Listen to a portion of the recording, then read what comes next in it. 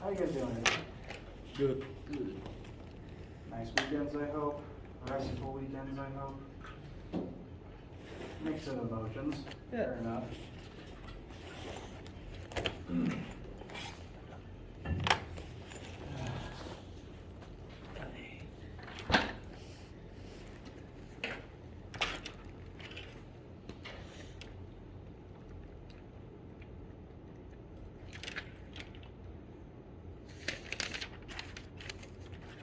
All right. Bless you.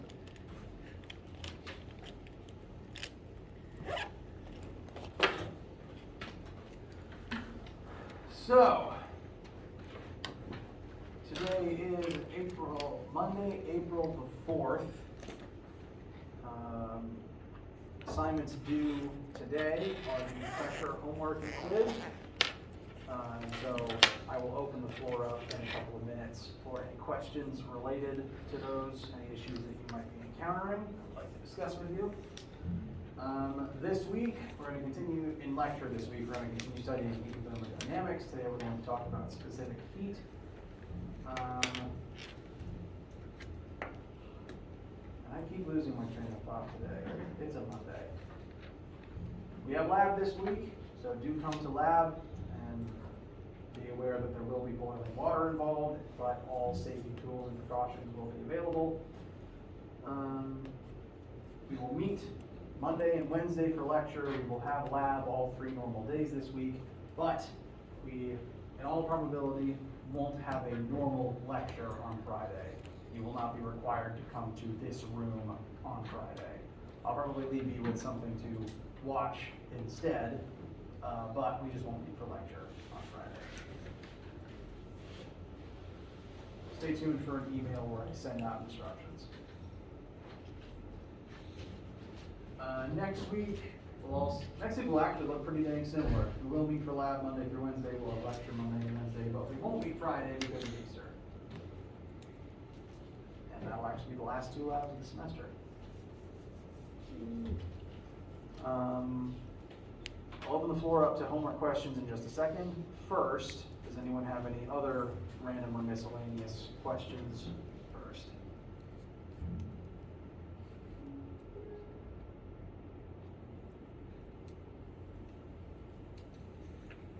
When is test 2?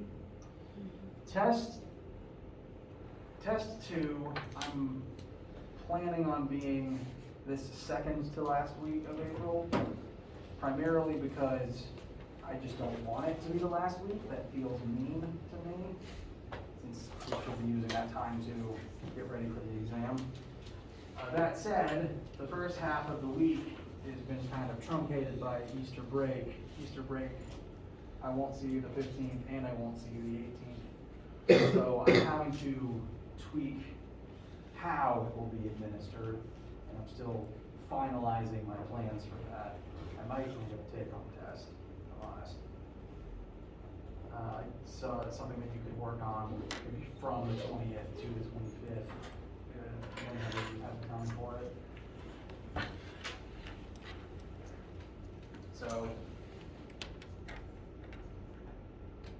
I hate that over the past 3 years I've had to be so inconsistent on how I give tests, because there's always some monkey wrench of, we're going online, convert everything to the internet, or you have to do it within these parameters, or the last week available to testing, I can't do the thing I do in lab.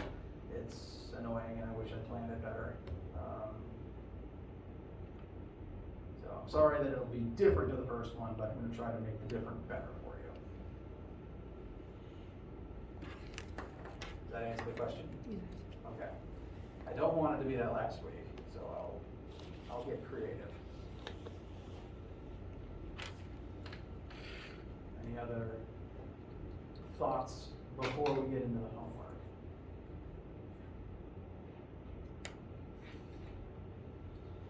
Okay. How's the homework and quiz feel? I will go ahead and say, quiz 2 has had, not quiz 2, sorry, the chapter 5-6 pressure quiz that's due tonight. It's had one of the wrong settings set since I put it up, and I apologize for this. I normally set the quizzes so that you can reattempt them, but this one launched with the wrong settings and you didn't have that option. I have changed that setting, so if you've already tried it and wanted to do it again but weren't able to, that has been fixed. So do keep that in mind. Do please feel free to attempt it again if you want to.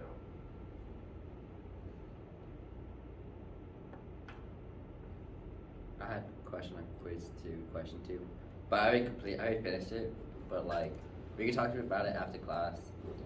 I just didn't know how, like, the formula, I know I didn't use the right formula for it. Depending on the question and your question about it, I might look at it with you individually, but I forget which question that is, so I'm gonna check. That's with the percentage of, like, something like, I think submerge or something like that. Ah, yes. That would, now, let me check before I say anything.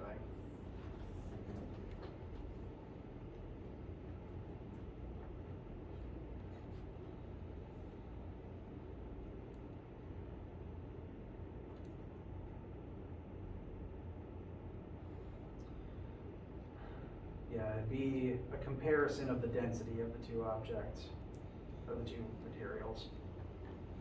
I can show you the long way and I can show you the quick way, if you want. I think I did the quick way, but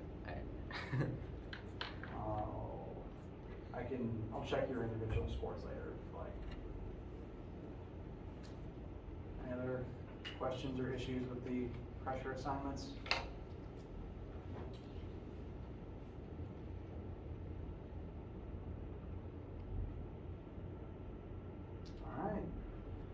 They're due tonight. Please send me any questions or issues you have while completing them. I might, just let me know. And now, as we continue with Chapter 7, Heat and Thermodynamics, today we're going to talk about the concept that is going to be used in lab this week. But first, to briefly review on what we talked about last time. What is 80 degrees Fahrenheit in Celsius and what is 25 Celsius in Kelvin? You guys a minute just to work on these. I'll show you my math in a second. Formulas on the board, needed.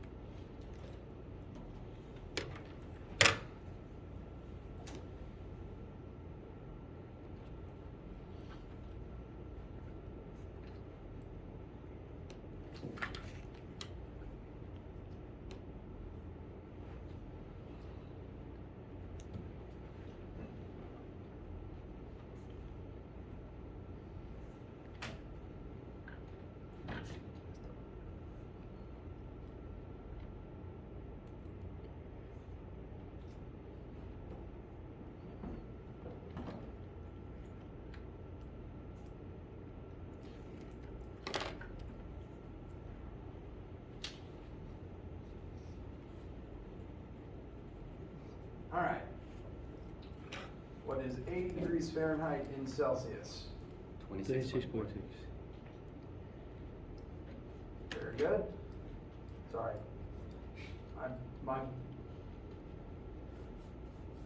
Today I feel like I'm losing my train of thought and or my ability to speak more frequently than normal. Maybe it's a Monday thing. Maybe it's just a me thing. But yes, absolutely, 26.6 repeating. What about kelvins for 25 Celsius? Say it again. Very good. The Kelvin's one is the quicker of the two, and that's, you never have to memorize any formulas in this class, but right now, if there was a useful one to keep loaded into your brain, the Kelvin, Celsius to Kelvin conversion is a pretty good one to keep close at hand, because we're going to be using Kelvins a lot in this chapter, and swapping back and forth from Celsius is a useful thing. And it's pretty much out of any formula we've used in this class, it's the easiest one. Just subtract 273 or add 273. So 273 is a good number to have. You don't have to have it memorized, but if you did, it'd be useful. The Celsius to Fahrenheit one, it's a little more algebra involved. You can use either version of it. So I just wanted to show my steps. Now, temperature is the quickest way to get an idea for how hot or how cold something is. Things that are at higher temperature, on average, have more thermal energy, and things that are at lower temperature, on average, have less thermal energy. Thermal energy does flow from hot to cold, so if two objects of differing temperature touch, the hotter object will send some of its thermal energy to the colder one until their temperatures equalize. Things to keep in mind from this is that thermal energy does transfer between objects. And if, say, I put an ice cube into, boiling hot coffee, however much thermal energy the coffee loses, say 100 joules, will need to be gained by the ice. So thermal energy, like all forms of energy, cannot be created or destroyed. It just goes from one point to another. If one thing loses some amount, that has to go and enter something else instead.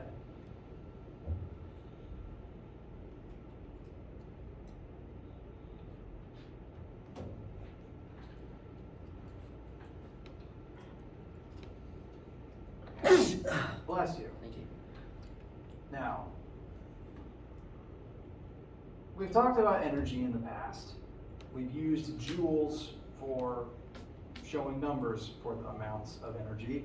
That is going to continue in this particular chapter. In fact, the units for energy were originally based on heat and thermodynamics more so than mechanical work.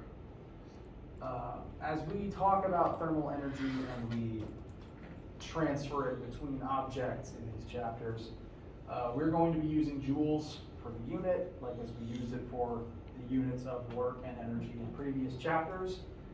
This should be a good indication to you that all forms of energy, kinetic, gravitational potential, electrical even, all of them can be converted into thermal energy, which should be a good sign that pretty much every single physical process creates thermal energy, whether you want it to or not. Friction converts kinetic into thermal. Friction converts kinetic into thermal. Electric heaters convert electrical into thermal. Any process can turn some joules of some energy into an equivalent amount of joules of thermal energy. We're going to be using joules. As before, calories is also a different unit of energy. Which one you use kind of just depends on if you're a physicist or a chemist. But calories of food that you eat is actually defined as 1 calorie is the energy needed to heat 1 gram of water by 1 degree Celsius.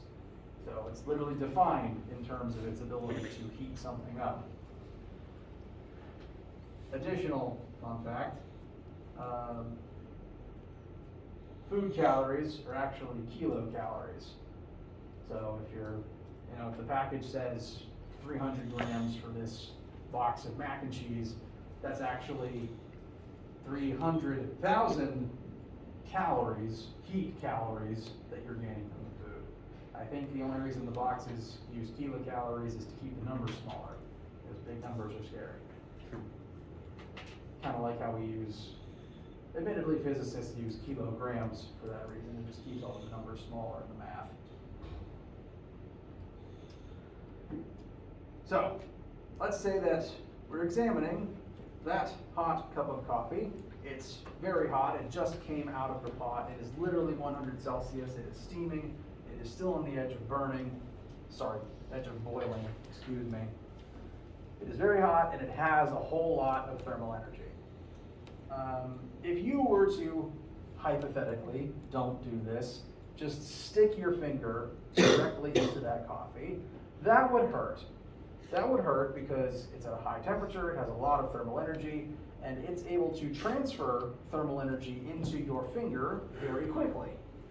And we touched on this before, your nerve endings don't detect temperature, they detect thermal energy flow. If a lot of thermal energy transfers into you very quickly, you register that as hot and you register that as painful. If the process takes slower, if it's less quick, if this happens less quickly, that registers as less painful. If you touch something that's pleasantly warm, like a heating pad or a warm blanket, then even it could be, upwards of 100 degrees, but it's a function of how quickly the thermal energy is entering you. Additionally, it's a function of what object or what part of you it's entering. Your one finger is relatively pretty small. The mass of just your finger is pretty small. So the 1 cup of coffee is able to heat up the one finger very fast. And again, the faster the thermal energy flows, the more pain is generated. But hypothetical question, if you were to take that cup of coffee and just throw the contents of the cup onto a glacier, would that 1 cup of coffee be able to heat up the entire glacier as effectively as it heats up one finger? No. No. Why? Because the ice is more cold and heat. The ice is colder. That is very true. So the heat won't transfer enough heat to transfer to the whole entire coldness, something like that. It definitely doesn't have enough heat to melt the whole glacier. Very true. The glacier is very cold. The glacier is very big.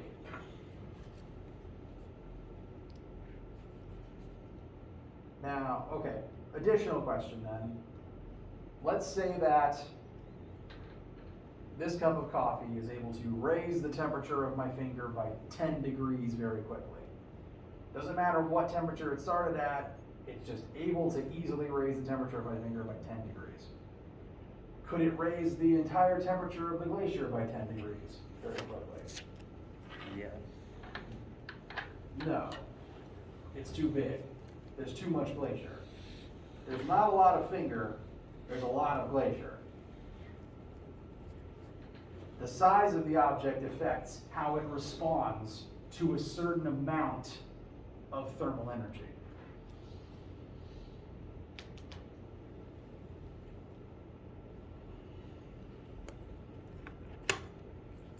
Related principle. Let's say that this cup of coffee is 100 degrees Celsius, and I, as a human, am notably colder than that. I am at a lower temperature than the cup of coffee. But which of the two of us has more thermal energy? The cup of coffee. And why do you think that? Because it's a lot harder. It's more harder. It is hot. It absolutely is. But temperature is not a measurement of thermal energy level. Temperature does not tell you how much thermal energy something has. It tells you how much energy one of its atoms has on average in comparison to the rest of the universe. For example, So the smaller it is, the more thermal it has. Is that what you're trying to say? The smaller something is, the less thermal energy it's able to store. The more atoms you have, the more thermal energy you can store in that item, because you store thermal energy within atoms. Let me ask it like this. Let's say that every single cup of coffee currently on this screen is at the same temperature. They're all at 100 degrees Celsius. Between this one cup by itself and this horde of cups, which group has more thermal energy if they're all at the same temperature? The bottom one. Say it again. I said it was all the same. So Well, I mean, they're all the same are temperature. you asking if they're all the same temperature, or which one has the more energy? I am telling you they are all at the same temperature. My Okay. question to you is, if you, like, we're just looking at the one cup versus the 1,000 cups, Yeah. which direction do I look in to see more thermal energy? The 1,000 cups. The 1,000 cups. They're at the same temperature, Yeah, it's. but there's more cups over there, which means that each cup has enough thermal energy to get it to that temperature. And since there's more cups, there's more total thermal energy over there. I get what you're saying. So temperature is not the end all be all for how much thermal energy something has. What temperature means is, if you were to rip out of that 1,000 cups, if you ripped one coffee atom out of that entire group, and you ripped one coffee atom out of the single cup of coffee, if all the cups were at the same temperature, then the two atoms that you pulled out would be at the same energy level. Additionally, let's compare to the human body real quick. Let's say you ripped out one of my atoms and compared its energy level to the coffee atoms. I'm at a lower temperature than the coffee atoms, so the one atom you ripped out of me would have less energy than the coffee atoms, because the coffee's at a higher temperature than I am. But there's still more of me than there is in the single cup of coffee. I have more atoms. And so on average, my body as a whole will still have more thermal energy than one cup of coffee, just because there's more of me. There's a lot of atoms in me that all need a certain amount of thermal energy to keep me at human temperature. So mass plays a factor in how a certain object responds to thermal energy. Mass indicates, at least in part, how much thermal energy you need to get something to a specific temperature. And we have a formula to help summarize this idea. So the temperature conversions should have hopefully have been reviewed for you guys. So this is likely the first new heat and thermo formula that you're seeing in this section. This formula, I want to talk about its usefulness before I read the whole thing out and dissect each part of it. The purpose of this formula is to tell you how a certain object will respond when you add a certain amount of thermal energy to it or take a certain amount of thermal energy away from it. Q, capital Q, in any of our formulas is going to represent thermal energy. If you give something some amount of thermal energy, if it is gaining thermal energy, then you plug in a big positive Q. You're giving thermal energy to something, and we're going to see what happens to it as a result.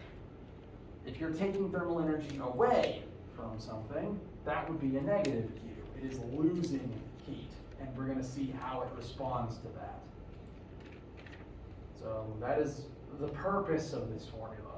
We're seeing how something is affected by gaining or losing an amount of thermal energy. What about C, specific heat? What does that mean? Good question, we covered that one last. As you add or take thermal energy away from something, its temperature is going to change.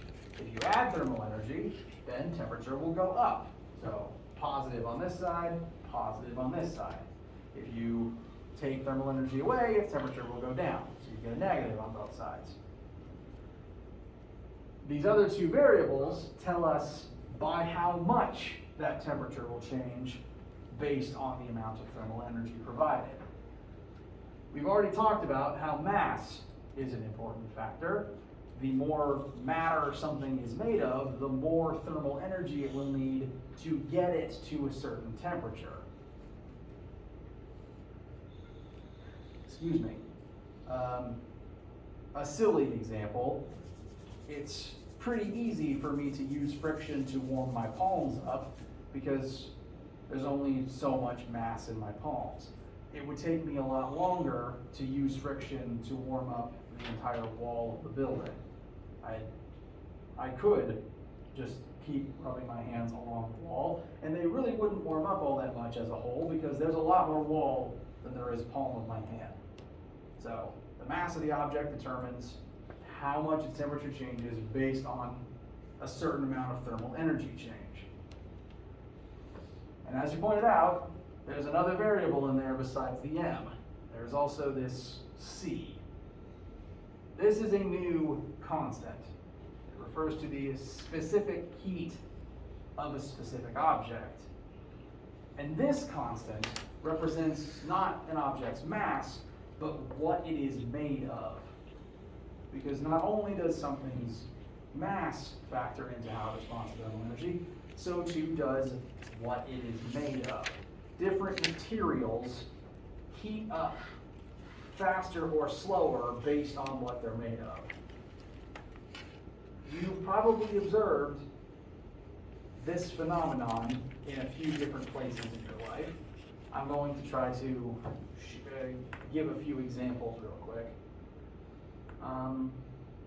Let's say that it's summer and you are going to the beach, the lake, the pool, insert body of water of choice here. You drive there in vehicle, you exit the vehicle, and now there is, before you can actually get to the body of water, you're probably going to come into contact with a few different materials on your way there. You might touch concrete on the ground. You might touch the grass. You'll probably eventually touch the water itself, and then when you eventually go back to your car, you might touch the metal of the seat buckle. Now, as I mentioned, those different materials being exposed to the hot summer sun, your brain probably assumes a few different things about what each of those different things will feel like. Concrete, ouch, jump immediately over to the grass. Grass does not feel nearly as bad as the hot concrete on bare hands or bare feet. The metal belt buckle, when you come back to the car and touch it by accident as you're seatbelting yourself in, ouch, painful, not fun. But the water, nice, pleasant, it's the whole reason you're here. All of those different objects are exposed to the same temperature air and the same amount of sunlight. So ideally, in ideal circumstances, they're receiving the same amount of thermal energy from the sun as each other, as everything else currently in the daylight. But they all heat up at different rates based on what they're made of. The metal and the concrete heat up super fast, but the water and grass, since it's made out of water for the most part, heats up really slowly, which is why you jump onto the grass to avoid being burned by the concrete, and you eventually jump on the water, which is still nice and cold despite the summer sun. Those different materials have different specific heats that dictate how much heat is required to change their temperature. A lower specific heat means it takes less thermal energy to warm up that material. Looking at this list, the metals like tin, silver, mercury, iron, gold, copper, cadmium is a metal, they have relatively low specific heats. It takes less energy to warm them up. And that's why most of our cookware is made out of metal. It heats up quickly. But water has the highest specific heat out of anything on this list. Whereas the metals are like in the 100 to 1,000 range. Water is over 4,000 joules per kilogram degree Celsius. It takes a lot of energy to warm up water, so it heats up super slowly. This is ultimately a good thing. This explains why the ocean doesn't boil from the sunlight. If water heated up quickly, sure, you could boil water for your noodles faster, but the oceans would boil faster. And then the entire atmosphere of planet Earth would be a perpetual sauna, and all our fish would be dead. Actually, everything would be dead, frankly. Water heating up slowly is one of the reasons that life is possible on this planet. In fact, the properties of water in general are what makes life on this planet possible, besides a few other key factors. So, this C in the formula just dictates how much the specific material in mind heats up based on thermal energy. The lower the specific heat, the easier it is to warm up and the easier it is to cool down. You will never have to memorize any of those numbers. It's kind of like coefficients of friction. There's a number for every single material. You don't have to memorize them. You'll just have access to this table, I promise.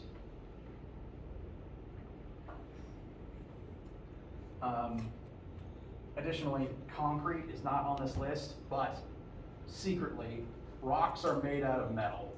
They are all metallic compounds. So concrete heats up at about the same rate as most of the metals on this list. I don't know what metal it's mostly made out of. If I had to hazard a guess, it would probably be aluminum, copper, or iron compounds. Aluminum is one of the most plentiful elements in Earth's crust, but I'm not entirely sure. I know that rocks are made of metals, and that's why they heat up fast. Questions so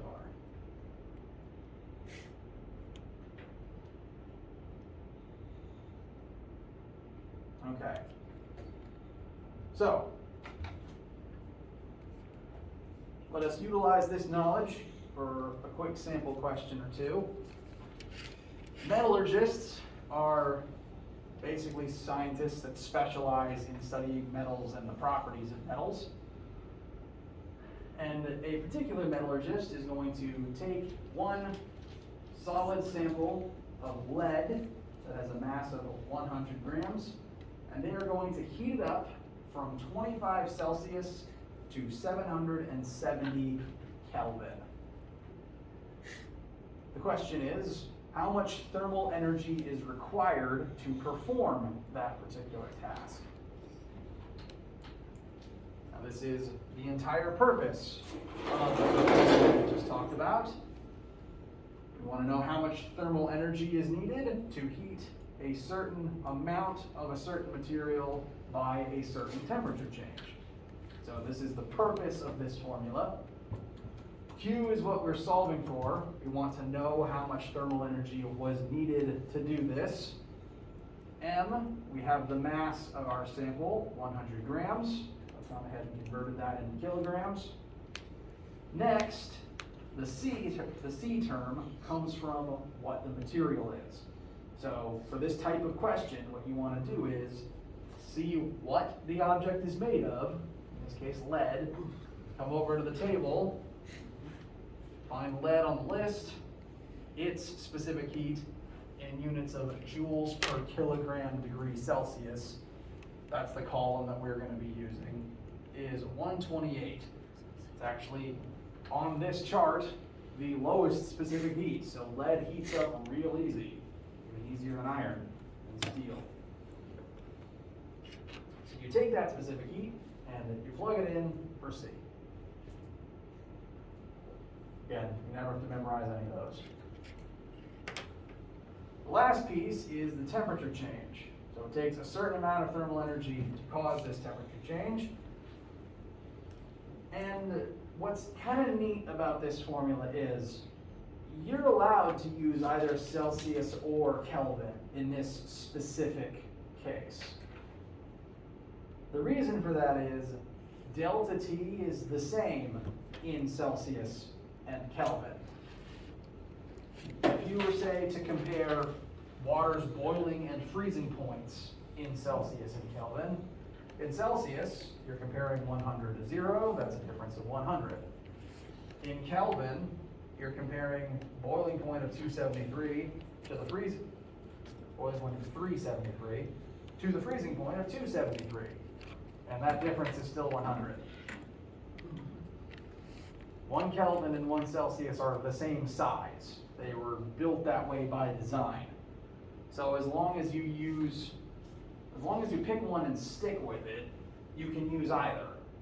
In this case, since it's delta T, since the change in the two is identical. But you have to use one and stick with it. You can't plug in 770 and 25 right now, since those are different scales. So one of the two needs to be converted. I chose to take 25 Celsius, add 273 to it. That makes 298 as the Kelvin counterpart to 25 Celsius. If you wanted to use Celsius, you put 25 here, and you'd subtract 273 from 770. Either way would give you the same number for delta T. And so this will ultimately tell you how much thermal energy is required to heat up that amount of lead. It's not going to be a very big number.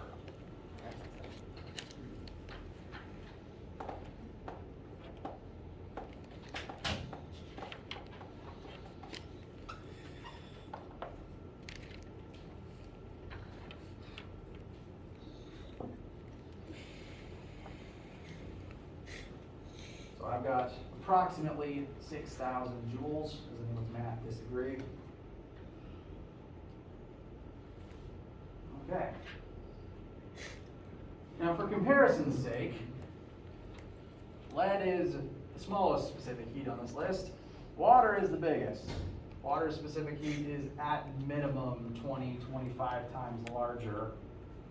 So if you were instead heating the same amount of water, it would take 20 to 25 times as much energy to heat the same amount of water. If you only put this much thermal energy into the water, you might raise its temperature by 1.5 degrees. And this is, again, this is good. Water heats up, it's good that water heats up slowly. It keeps Earth a comfortable place to live, but it also just makes water a really convenient way to cool things down. For as long as blacksmithing and metallurgy have been a thing, it's pretty routine to heat up metal, manipulate it, turn it into a sword, and then dump it in the water to cool it off. Because the water is able to handle all of that thermal energy without changing its temperature all that much.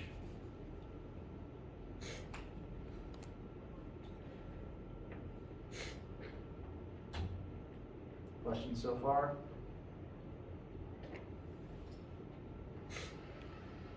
All right. This is the formula that our lab this week is going to primarily be about, but we're going to use it in a particular way. I want to at least show you one more example, even if we don't have time to work it all the way through. But first, I want to point out something that you should definitely put in your notes. Energy can't be created or destroyed. We know this as a fact from a couple chapters ago, and that's true for thermal energy. If you took superheated metal and dumped it into a tank of water, the metal would lose thermal energy. It's going to cool off. Any thermal energy that that metal loses the water will gain the same amount due to the law of conservation of energy. This formula is meant to summarize that fact. The reason there's a negative on Q lost is because Q lost should itself be a negative number. So the negative times the negative would equal out with the positive on the Q gain side. Does that not make sense to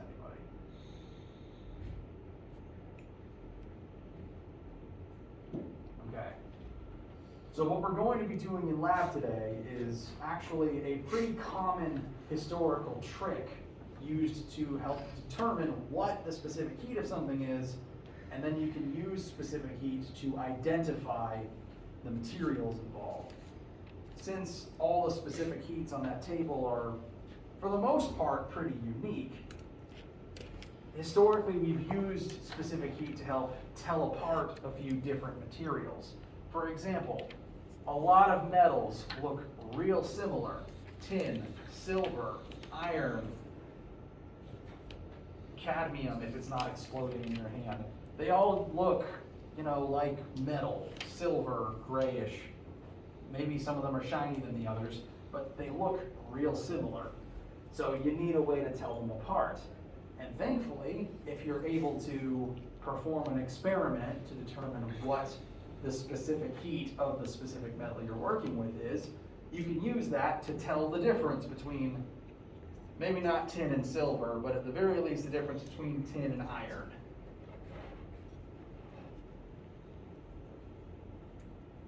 And that's actually going to be what we're doing in lab this week.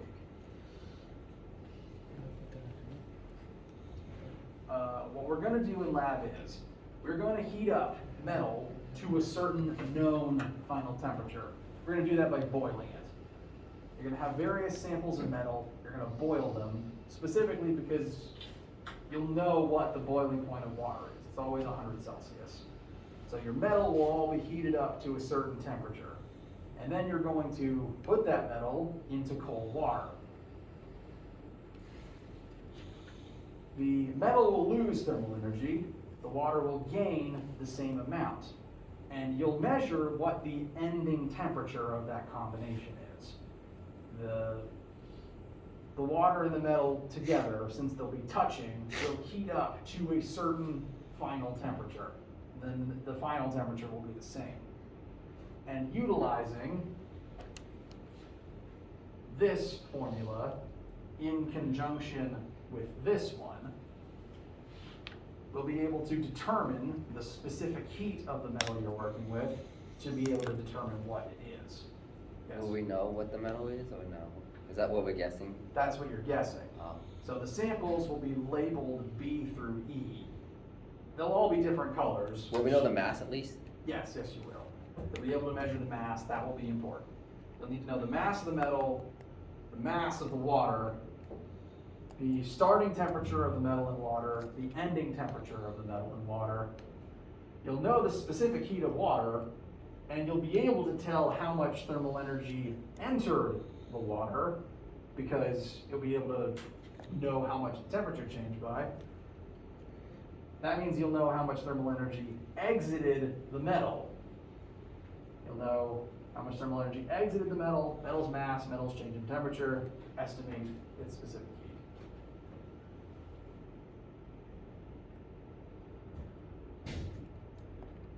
Questions? Yes. Can you go back to that other slide? The, Puking. oh, this one? Yeah. Okay. Different question? Okay, wait, did you want to see this one? Or was there a different one? Okay. I got a question. Mm-hmm. Since something's hot, like boiling, right, and you put it in a water, and steam come up, what happens to the thermal energy then? Well, if steam is evaporating and leaving, that steam it's literally water leaving the cup. Steam is water atoms with thermal energy just leaving. So in that case, if there is steam leaving, that would be thermal energy leaving the vessel. And that's why we're starting with cold water that's gonna warm up not quite to boiling when the hot metal is put in it. If something is boiling and steam is leaving, then there's thermal energy leaving with that steam, because the steam needed thermal energy to turn into steam, and it's gonna carry that thermal energy away with it. So what is it transferring to though? Well, as soon as the steam becomes steam, as soon as it is steam, and as soon as it starts floating away, that steam is already touching stuff. It's touching the rest of the air. It will eventually touch the ceiling, might touch your hand if you move your hand over it. And then the heat will slowly transfer into all of those things until eventually the steam cools back down into water and it'll condense into vapor on something. If you've ever held your hand above boiling hot water, don't recommend it, but if you've ever done it, you might eventually pull your hand away and it'll feel wet. Because literally steam touched you, sent some of its thermal energy into you, and turned back into water because it doesn't have that thermal energy anymore. And that thermal energy and that water came from the boiling pot.